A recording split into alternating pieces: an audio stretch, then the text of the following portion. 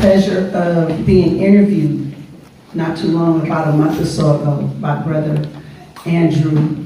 He's doing a documentary on us as black brothers and sisters coming into the industry of the maritime industry. But I'll let him elaborate more on that, about what he's doing. Also, we have in our presence Mr. Broussard, who wrote the book, Black San Francisco. We can't wait to dive in to hear what all he has to say and get educated. Thank you for coming. He came a long way to be here, and I'm so happy to have him here. And then also we have our very own brother Clarence Thomas, rank and file member, now retired. And then we also have Brother Norm McLeod. Come on up, Brother Norm McLeod. This is our panel. Brother Norm McLeod is a rank and file member, but also retired. And you guys are in for a treat, because you have a little bit of a lot of different things about the maritime going on, and about how we as black came to San Francisco and came into the maritime industry. So that is a big part of the history. And just so you know, it's all started with Local 10. With Local 10 and Harry Bridges. That was the start. So if you got pen, tablets, that's what I said. Next time we're going to need to bring some pens and tablets so you can take notes, and because you may not remember everything, but try to remember as much as you can. And I'm going to turn it over to Mr. Andrew Klein. Then he can go further into detail of what we're doing. Oh, before I forget, where's the committee? Oh, my co-chair, Brother Caleb. Sister Pan is in the back. Where's Sparkle go? She was helping me in the kitchen. Sparkle is probably in the back. And then we also have Sister Gabrielle over there on the computer. And then we have another special guest. That's the right hand of Brother Clarence Thomas, his right and left.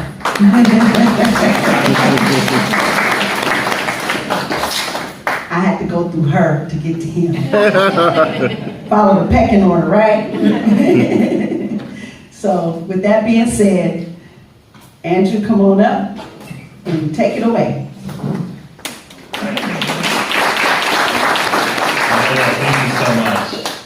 Before I get started, I wanted to ask, do folks feel okay if I record the audio of this event? As there's a Brother Larry Wright, who's a retired Local 10 member, wanted to be here but couldn't be here because he just got surgery. And he requested that I make an audio recording to share with him. Would that be okay with everyone if I did that? Okay. Appreciate that. Okay, all right. So, welcome everyone. Thank you so much for being here. As you all know, my name is Andrew Klein, and I am a historian of the San Francisco Bay Area.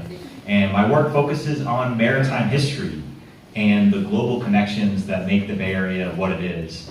And Local 10 has been at the forefront of making so many of those connections. And that's one of the topics that we'll get into in this event. But before I say more, I want to thank Venetta Hamlin once more for all of your work in putting on this event. I also want to thank Caleb Berry and the rest of Local 10's Education Committee, who have done so much to spread the word and to organize this. I'm so grateful for all you've done. I also want to thank the amazing folks on this panel, Broussard, Norm McLeod, and Clarence Thomas, who I'll say more about in a moment. And finally, I want to thank Robin Walker, the ILWU's librarian, archivist, director of educational services, as well as ILW oral historian Harvey Schwartz for all your support. And there are more thank yous to come, but that's just a start. So I have the tremendous honor of hosting this event, which will explore the history of Local 10 and commemorate the creation of a new collection on Bay Area dock workers at the San Francisco Maritime National Historical Park. So, over the past year, I worked with some wonderful folks at San Francisco Maritime. Many of them are here today, including the park's historian, Catherine Hijar, park librarian, Gina Barty, and park curator, Kirsten Kwong.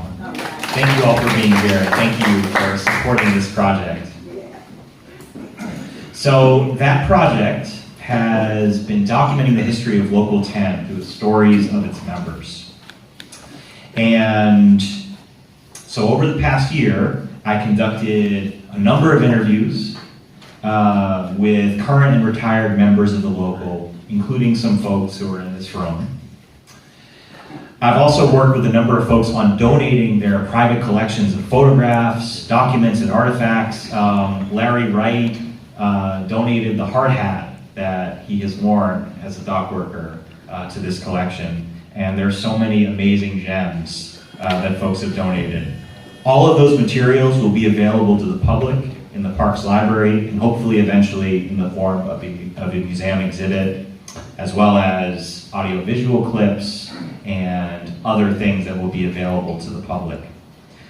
I also want to mention that ILW librarian and archivist Robin Walker, who has worked closely with me on this project, has agreed to host copies of the oral history interviews at the ILW library as well. So that's another place you can access those.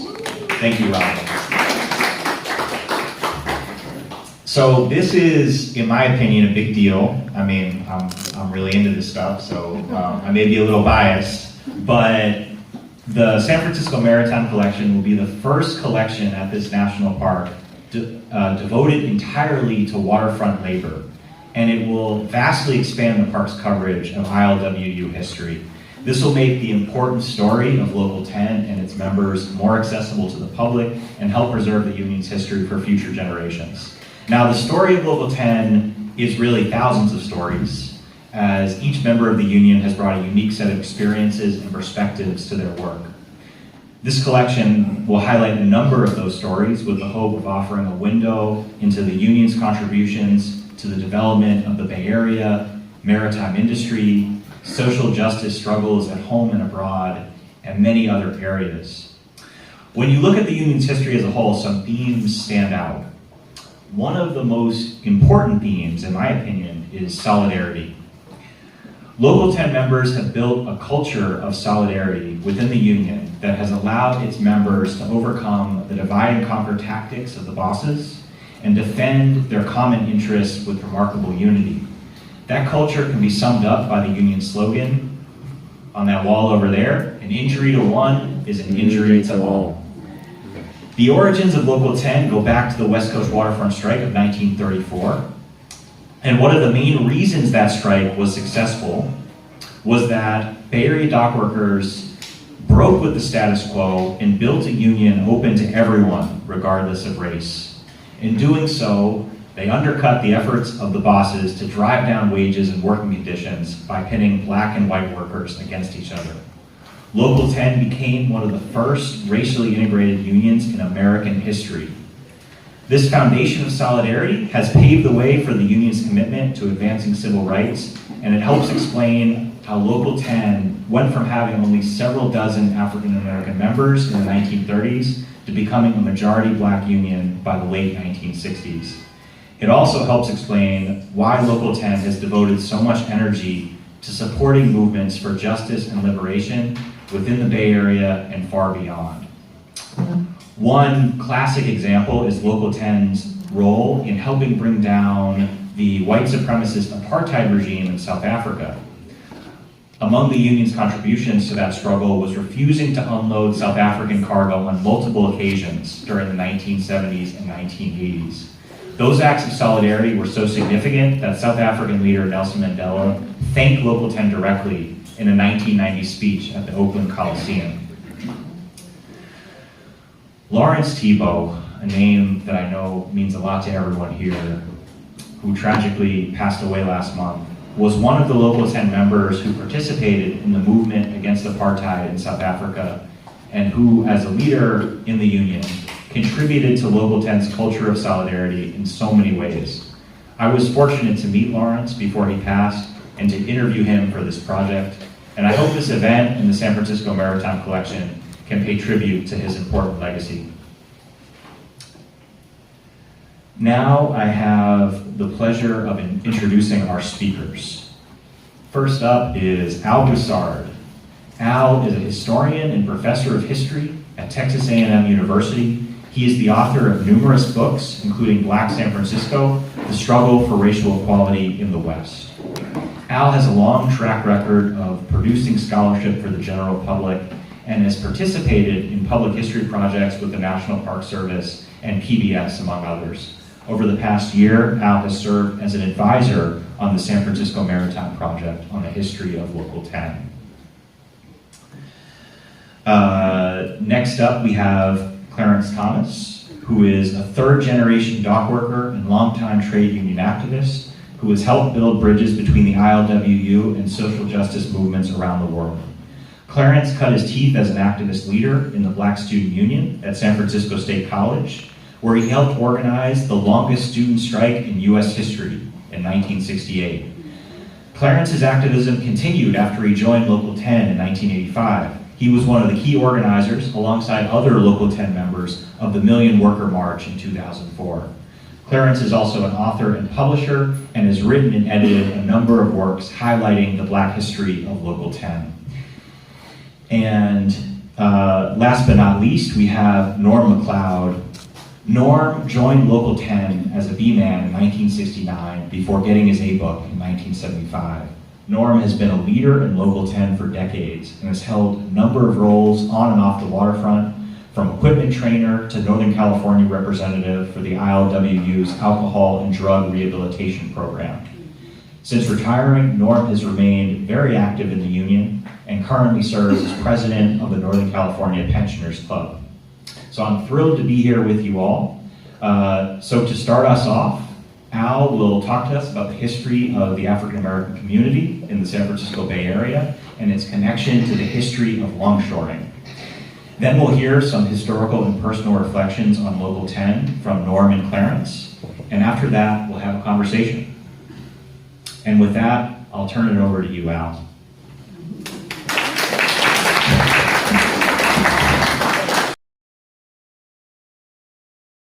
All of the organizers of this evening's session, especially Andrew Klein, who I have worked with for the past year, but only met today for the first time, and Catherine Hajar, who I've known for several years now, both of whom I've had the pleasure of working with at least for the past year. And I want to thank you, the audience, for your support this evening, family members, relatives, friends who I have not seen for many, many decades in some cases. Thank you as well. Let me say before I start, I love the vibe in this room. I don't know what you had for lunch or dinner, what you drank or smoked, but let's keep it going for at least another hour and a half. So I'm a native of San Francisco, a historian of the American West, a historian of San Francisco's Black community, and as you all know, with the war on everything Black today, at least two of these qualifications would get me arrested or deported in most states of this union. So I have two objectives. First, to give a brief overview of San Francisco's Black population, and secondly, to explain the significance of the integration of Black dock workers into the ILWU in the 1930s, and to suggest finally ways that future scholars and public historians can collect and tell their stories. So the earliest Black men and women migrated to San Francisco to better themselves and their families, just like immigrants have been doing for hundreds, if not thousands of years. And a small number of migrants came during the California Gold Rush, but San Francisco drew the largest number of Blacks in the state of California, by the turn of the 20th century. Only about 1,800 blacks lived in San Francisco in 1890, and that number had dropped to about 1,600 by the turn of the 20th century. And about 1,800 blacks lived in San Francisco, again, in those early years. And about 1%, in fact, slightly less than 1% of the city's total population. And yet, despite these small numbers, as one historian wrote, Roger Lochin, he said San Francisco shared the general white American prejudice against blacks. Indeed, the white community, and this included, yes, white immigrants, such as the Irish and the Italians, expressed contempt for black residents and did not extend equal rights to blacks until they were pressed to do so, and then only reluctantly. And yet San Francisco's racial patterns were not nearly as restrictive or as rigid as those in the Jim Crow South. But the city's small black population nevertheless struggled to gain the right to vote, to attend integrated schools, to testify in court in cases involving whites, and to use public accommodations on an equal basis, which has also included the right to ride public transportation. Discouraged, to be sure, some blacks left San Francisco and migrated to other California cities, and some left the state altogether. And an even smaller number migrated to British Columbia. But the majority remained and pressed for equal rights, led by militant black editors such as Philip Bell, the fiery editor of the San Francisco Elevator. Others, such as reverends, ministers, such as the Reverend Jeremiah Burke Sanderson, pushed for integrated schools and the right to testify in court. And through black activism and several favorable court cases, the small black community had made significant progress in breaking down this racial caste system, as I call it, by the turn of the century. They could now vote and attend integrated schools and ride local transportation and testify in court cases involving whites. Black residents could also live literally anywhere in the city where they could afford to live. The black leaders were less successful, however, in breaking down the racial caste system in employment and opening up employment opportunities for black workers. This was especially true in the city's white trade unions, where most discriminatory barriers remained in place until World War II, and only then began to erode very slowly. The majority of black workers were confined to unskilled menial labor or the service trades, and black women overwhelmingly worked in domestic service. The city's black population continued to grow, albeit slowly, during the 1920s and the 1930s. It peaked at about 3,800 residents in 1930. In other words, the Great Migration that sent hundreds of thousands of black people to northern cities like Chicago, Detroit, etc., had almost no effect on blacks in San Francisco. Yet the story was different for Los Angeles. Los Angeles' black community was 10 times as large as San Francisco's at about 39,000, and Oakland's about twice the size of San Francisco's at about 7,500. To be sure, some black residents made money, owned their homes, and sent their children to colleges in both the 19th and early 20th century. But most black residents lived on the margin. Many lived paycheck to paycheck, which I think some of us in this room can relate to, yes? And this was especially true in the 1930s, when the grip of the Great Depression hovered over the city. By 1934, about 1/5 of all Californians were dependent on public relief. But black residents took a giant step backwards. These were literally the worst of times. California's black population, as I said again, was small by 1930 and would remain small until the beginning of the war. Yet the 1930s proved to be a pivotal time for both the black population and the dock workers in San Francisco, and along other Pacific Coast ports as well. Prior to 1935, black dock workers had been prohibited from joining the predominant white unions in San Francisco. Local shippers had provided a small number of non-union jobs to young blacks attending school. Such is a young black San Francisco medical student named Stuart T. Davidson, who I located in his personal papers, as well as more seasoned black workers. But their numbers cannot be determined. Majority have been, in other words, lost to history. Yet black longshoremen, as one scholar wrote, had a strong balancing lever on the waterfront. Since they were not welcomed into the Union on an equal basis, there was always the threat that they could be used as strikebreakers to settle labor disputes. Moreover, if black workers were courted too heavily or aggressively, management charged that white employees would refuse to work with them and walk off the job. Or, as the militant editor of the San Francisco Spokesman, John Pittman, wrote, if they work, he said, they are traitors to labor. But if they remain idle, they are traitors to their stomachs. So to no one's surprise, black workers were brought in by the shippers from the South, the Midwest, and Southern California as early as 1901 to break a strike along the waterfront. This scenario was repeated in 1916 and 1919, but in neither case did black dock workers gain permanent employment. In other words, they were pawns, they were expendable. That changed following the 1934 Maritime strike. Harry Bridges, a name that all of you know, leader of Local 10, widely regarded today as one of the most significant labor leaders in U.S. history, asked black dock workers to stop their actions as scabs. And in return, Bridges agreed that he and other ILA officials would advocate, he said, mixed gangs based on racial equality. Bridges stuck to his word, a rarity, right, for big labor prior to the 1930s. And the ILA slowly began to enroll and integrate black dock workers into white work gangs. Following a settlement between the union and management, the San Francisco Spokesman reported that more than 100 black union men were put to work and their salaries were on a parity with white workers. William Chester, who later rose to a prominent leadership position in the ILWU, and I'll talk more about him later, also stated in an interview that about 100 blacks were union members in the late 1930s. Harry Bridges, however, went a step further.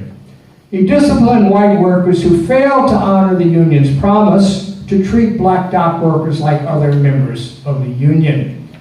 Black dock workers would slowly gain leadership positions during World War II and in the post-war era. The most notable example that I could document was William Chester. Similarly, Revels Caton, a member of the Seamen's Union and a descendant from a prominent black family, enjoyed a similar rise within the Seamen's Union. I had the opportunity to interview Revels Caton in the 1970s when I was writing my dissertation. If you don't know that name, his grandfather was Hiram Revels, the first black U.S. senator in the United States. He's also from a very prominent Seattle family and would later go on to have many prominent political positions in San Francisco. But let me return to William Chester for a minute. He was a migrant to San Francisco from Kansas City, Missouri. He joined Local 10 in 1938 following his discharge from the Army.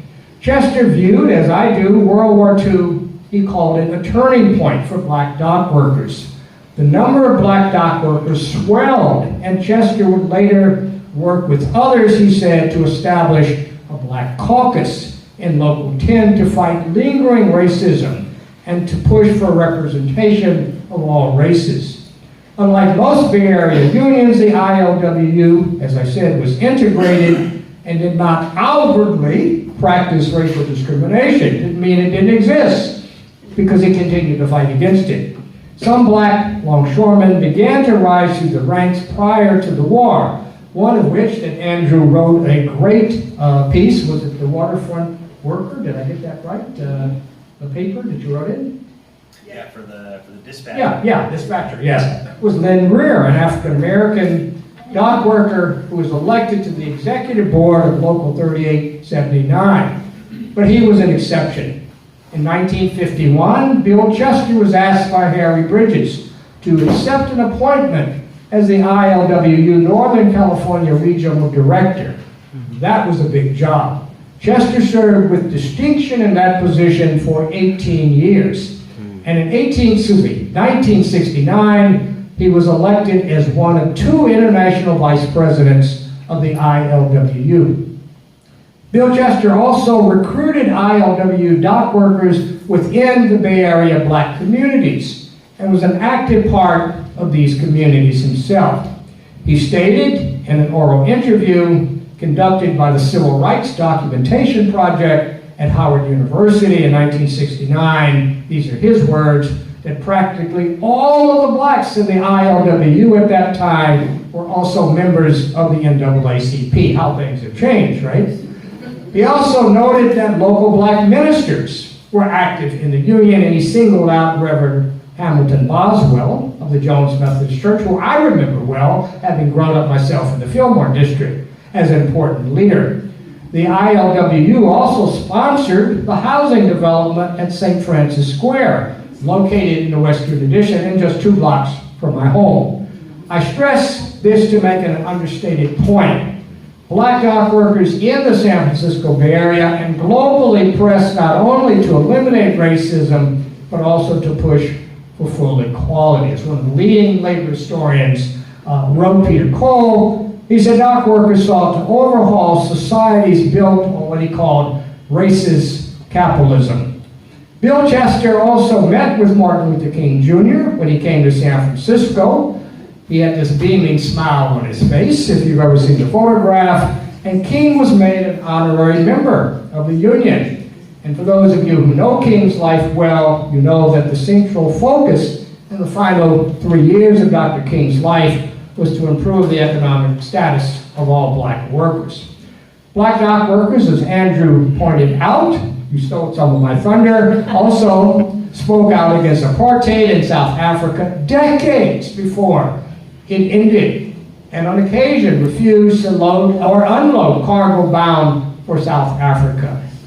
Black dock workers continued to make progress in the 1970s and on, and I will yield to other members of the panel for their thoughts. Let me just say 1 or 2 other things. I probably have exceeded my time.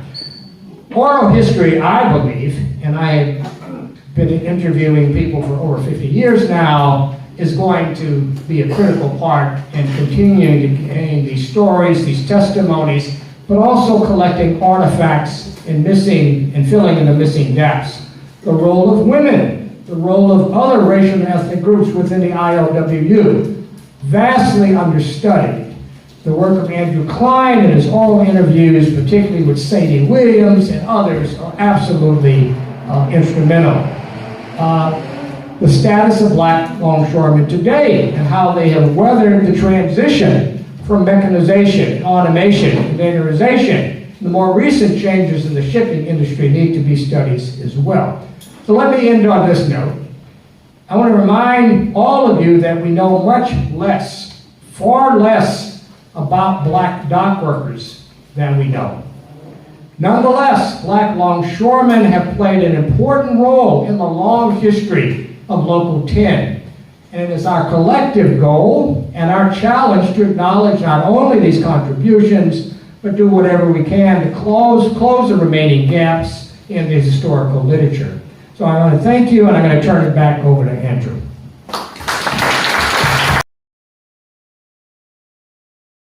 Okay, thanks again for coming out and inviting me to come out. You know, I am sitting on the board with these 2 great guys over there. It's an honor. You know, I'm not supposed to be at that type of, you know, but that's the way my life has changed. When I got down here in 1969, I came in as a bee, and I didn't like it. I didn't think I belonged here. So therefore, I wasn't too interested in becoming what they call a longshoreman. So I searched out the people that wasn't doing the work. You know, I would hide and do certain stuff, and for years I was in the dark. You know, I was very in the dark, And like I said, some of my areas that it took me, it brought me to this dark place. And this guy was sitting on his forklift. I was over in Alameda, Encinal 5. And I walked by, I must have had my head down, and he said, "How you doing, young man?" I said, "Oh, okay." Then he said, "If you take care of this union, it'll take care of you." And it kind of resonated a little bit, you know, and probably didn't take hold for another several months. But that was Brother Cleophas Williams that became the first black president and 4 times of this union. And so those words, you know, resonated with me later on in life. And so what I did is I come out of the dark and got some help. This union did help me out. And by doing so, I didn't run from work anymore. I was willing to raise my hand and do anything. And the walking bosses, they would start seeing how eager I was. They would start sending me home. "Go home. We got it." I thought they was punishing me, put me on the long crane all the time when I was driving equipment, you know. And so, you know, in that time, I had the pleasure of training people to drive equipment for 14 years on and on. That was the most pleasurable time in my life.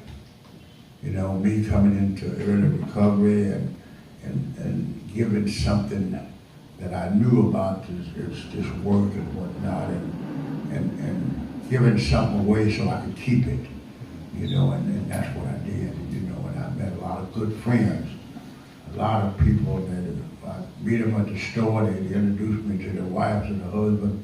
This is the guy that taught me how to drive a tractor. You know, that's a big honor for me. A person like me that didn't care, I didn't even think I belonged down here, you know. And then I don't know how I got the job, but I did the job, you know. And then in 2004 was my sponsor, George C., who was the first director of the alcohol and drug program. He started the program in 1980. And so I was a recipient in 1987 and 88, you know, and today I got 37 years from that, you know, so I'm really grateful for that. And, you know, I'm just elated how that transition started. And then he retired and he recommended me for the job, you know, and I said, wow. Well, you got to understand this longshoreman was built on people that was willing to work, not necessarily what he had in his head. There's a lot of people down here who couldn't read or write when I started, but they could read gear. They know how to block, you know, to load and unload ships. They could drive equipment and didn't even know the name of the equipment, you know. And that became more evident to me about what we all about down here as longshoremen, what we got to contribute to.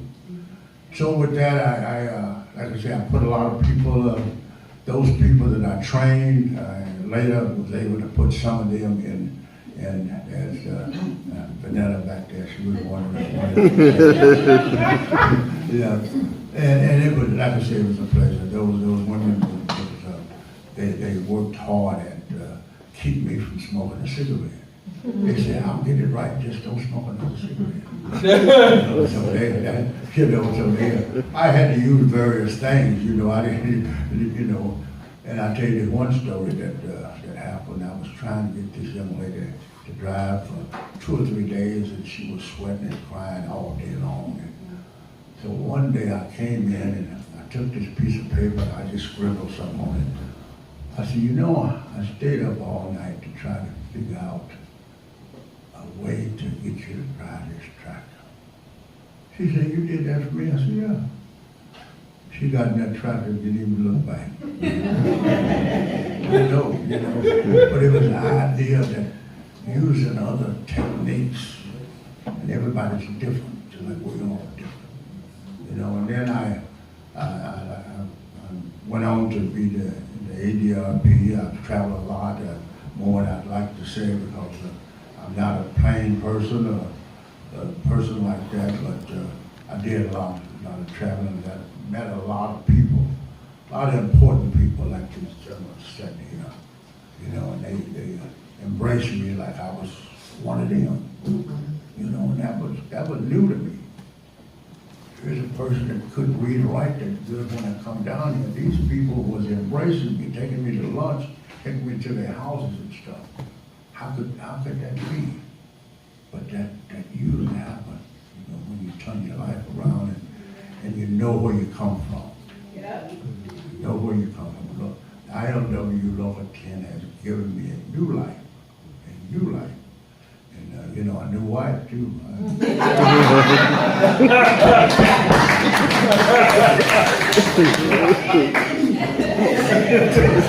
20 years next month on the 14th. Hey. So a lot of good things was happening, and you know, and I got, well, I had 17 grandkids. One we just buried her on the 11th, and she was my special needs and spiritual granddaughter. And then I got 21 grandkids, great grandkids, and 3 great grandkids. They knew who I am. I can't pronounce none of them's names. We all interact when the time comes to be. Now I'm in this President Lawrence Thibault passed on June the 3rd. He was getting ready to come to our executive board meeting for the pensioners. I called his house and his wife said, well, they won't be coming today. And I said, oh, okay. And I heard somebody in the background said, tell him you'll call back later. I was okay. So we went ahead and I had a little 15, 20-minute meeting, and it was over. And she called me back, and she was going through this long thing about what had happened. She went to the bathroom, and he was getting ready to come here, and he couldn't move, you know, he was just out. And so she called the paramedics. I said, wait a minute, hold on. Are you telling me that he's gone? She said, yeah, no, he's dead. Now, the only thing I can see is godly. I got to step up to president now, you know.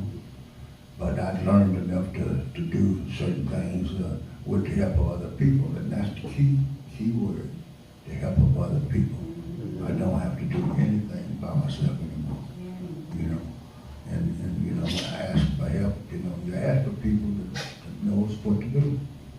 So with that, I just we've been in transition. He had passed, and they had sprinkled his ashes and everything, and I was burying my granddaughter at the time on the 11th, so I wasn't able to be there. But I taken over the responsibility of all of this stuff that he had put together that he didn't let us know about for this upcoming conference we got in September. And believe me, the man knowed how to do stuff and keep it to himself. But you know, it's coming together with help.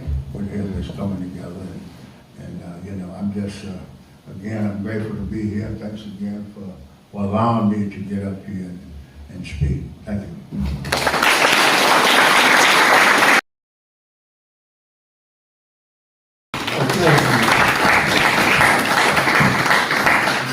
I was admonished by Brother Norman that he wanted to go before me to speak, but tonight I have to tell you, I hate to follow him with that. Solidarity greetings to all that are gathered here today. I'm going to really try to be brief because let me first of all say that was quite a comprehensive presentation that Professor Broussard presented us here today. And I was a history major in school, and I can tell you one thing, you would have had my attention. I would have been sitting in the front of the class taking copious notes during your lectures. I don't want to, follow some of the things that were said because they already were said. I have a book out called Cleopas Williams' My Life Story, IOW Local 10, which I have a few copies of tonight. People want to get copies of it. But Cleopas became president of IOW Local 10 in 1967, the same year that the Reverend Dr. Martin Luther King spoke here and was introduced, as you mentioned, by William Bill Chester. And Dr. King said that he felt very much at home here at Local 10 IOW because of the support that the union had given to the Southern Christian Leadership Conference and also to the NAACP. He was here for a fundraiser at the Oakland Coliseum featuring Joan Baez and Harry Belafonte. But he had to come here to speak. And one of the things that he paid tribute to was to say that the idea for the sit-ins came from workers. It was the 1937 Flint strike in Michigan where union members had taken over the plants and they sat down, and that's where the idea of the sit-in came from. He acknowledged that. And he also pointed out that the same enemies of labor were also enemies of the Negro freedom movement, and how those two struggles represented the bulwark of democracy in the United States of America. And just to think, Dr. King was a very reviled figure at that time because he had challenged U.S. foreign policy. And the greatest purveyor of violence in the world is the United States government and military, if you all recall that speech they gave at the Riverside Church in New York City. But Dr. King had stepped away from the issue of people being served at lunch counters and people being able to go to stores and shop and things of that nature, because he made the connection between U.S. foreign policy and the life of domestic security. One of the things that I wanted to do tonight, after this splendid presentation by Professor Broussard, and also tie in with what Brother McLeod talked about, because I think that Brother McLeod's points deal specifically with the philosophy of the men who organized this great union. The man who this room was named after, Henry Smith, was a member of the Communist Party. He was a lefty. And he was one of the strongest advocates to challenging white supremacy within the Union, and in working with Harry Bridges to go to black churches. And I wanted to take this opportunity to call the attention to a wonderful article that was recently done in the May issue of the Dispatcher, that's the ILWU official newspaper,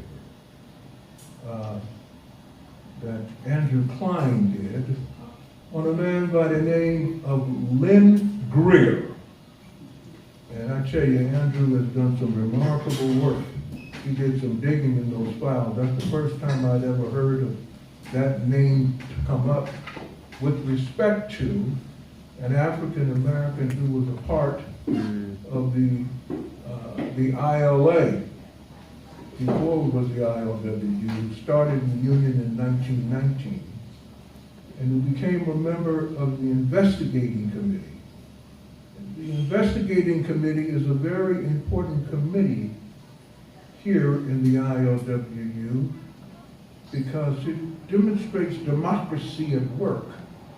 Before members can become a member, they have to meet certain requirements in order for someone to vouch for you to say you are ready to come into the union. Say that again. The other point I wanted to bring up, because Brother Norman, when he talked about the training, how incredibly important.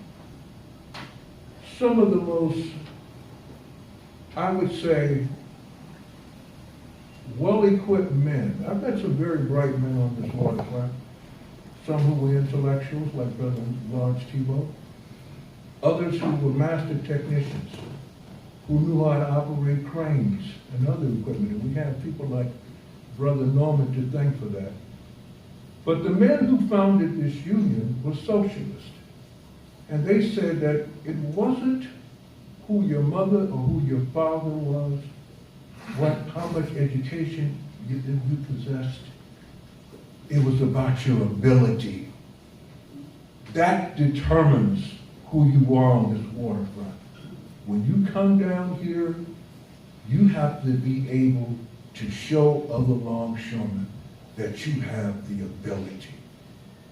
And that was very critical for me because when I came down in '85, after my father had passed away, I was always measured up to him.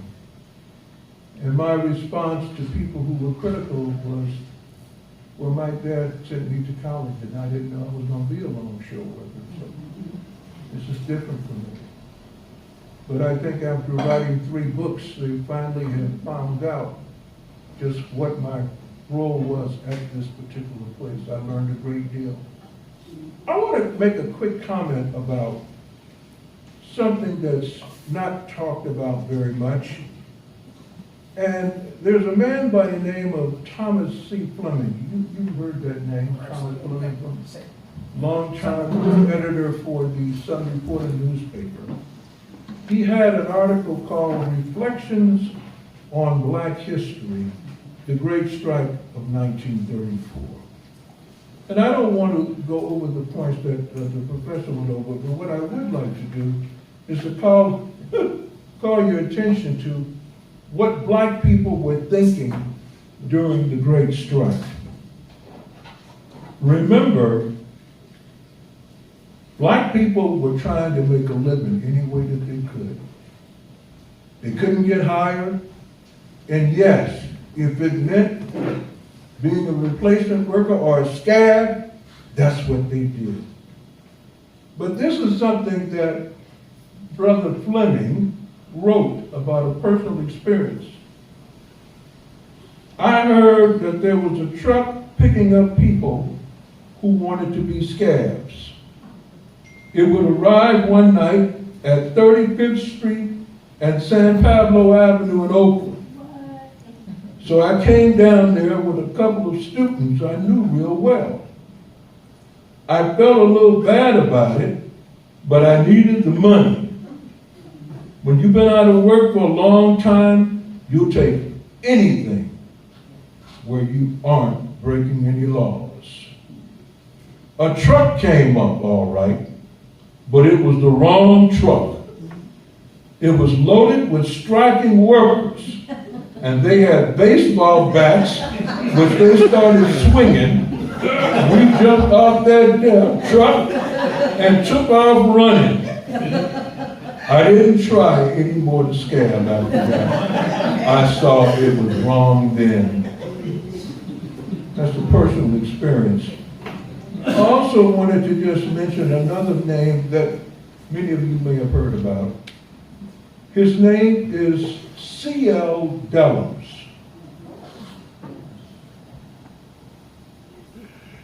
Cottrell Lawrence Dellums. Born in Corsicana, Texas on January 3rd, 1900. Lived to the ripe old age of 89 years. Died in 1989. He was one of the organizers and leaders of the Brotherhood of Sleeping Car Porters. He joined the union in 1924. In 1927, he was dismissed, called discharge, for supporting the union. And after being discharged, Philip Randolph, the head of the Brotherhood of Sleeping Car Porters, the first black union to be recognized by the AFL-CIO. And labor historian Peter Cole, in his book, Dock Worker Power, he describes the importance of C.L. Dellums in the 1934 strike. Because C.L. was the most prominent African-American trade unionist in California and civil rights leader. He was also the uncle of Ronald B. Dellums, who was longtime member of Congress representing the Bay Area, East Bay, former mayor of the city of Oakland. And his brother, Vernie Dellums, was a member of ILWU Local 10. This is what Dellums had to say when he came to the Bay Area. He wanted to be an attorney. He said that if a black man wanted to get a job in the Bay Area, he had three choices. He could work the ships, trains, or do something illegal. He said he chose trains. And his brother Bernie chose the waterfront.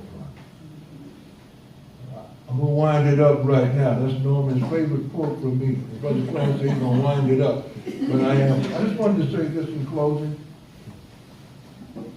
At San Francisco State College, as Andrew mentioned, I was a part of the Central Committee of the San Francisco State Black Student Union, which initiated that strike. There are names that Professor Broussard mentioned tonight who played a role in that 1968 strike.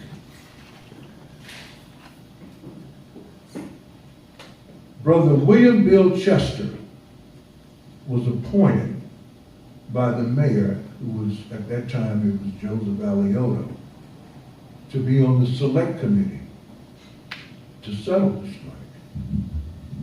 And that wasn't by accident. The second thing I wanted to mention is that ILWU gave strike sanction to the American Federation of Teachers during the strike at San Francisco State. And casual jobs, those were jobs that were not filled by longshore workers. It would go to people in the community, sons and daughters and relatives, when there was extra work that A and B members could not fill. Those jobs went to members of the AFT and also to students like Danny Glover and others. Yes, the ILWU supported the strike at San Francisco State. You know, it's one thing to read about people and things that they did years ago, but it's another thing to be able to say that, yes, I witnessed their influence and their participation when I was a young man fighting in the longest student strike in American history. Thank you for your attention.